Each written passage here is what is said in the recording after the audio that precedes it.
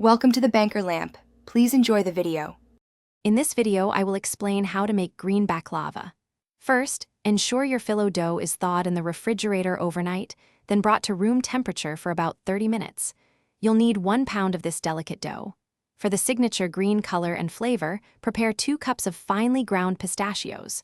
Also, melt 1 cup of unsalted butter, which is crucial for those crispy layers. Finally, for the sweet finish, have 2 cups of sugar and 1 cup of water ready for your syrup. Now, let's assemble. Lightly butter a 9 by 13-inch baking pan. Carefully lay 1 phyllo sheet, brush it with melted butter, and repeat this process for half of your phyllo dough. Once half the sheets are down, evenly spread your 2 cups of finely ground pistachios over the buttered layers.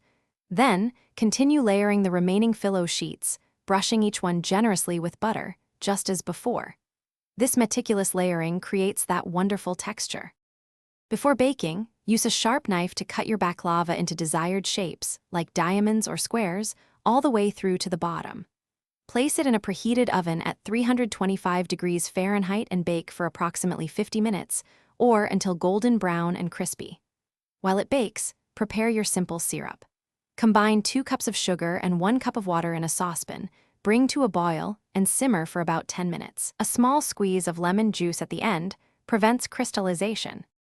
Once the baklava is out of the oven, immediately pour the cooled simple syrup evenly over the hot pastry.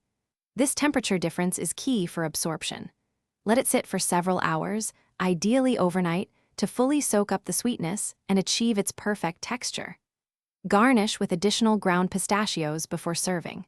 For more great deals, and to grab your own Little Tree's Black Ice Air Freshener, check out the link in the description below. Enjoy your delicious homemade green baklava. Thanks for watching. If this was helpful, leave a like and consider subscribing. See you next time.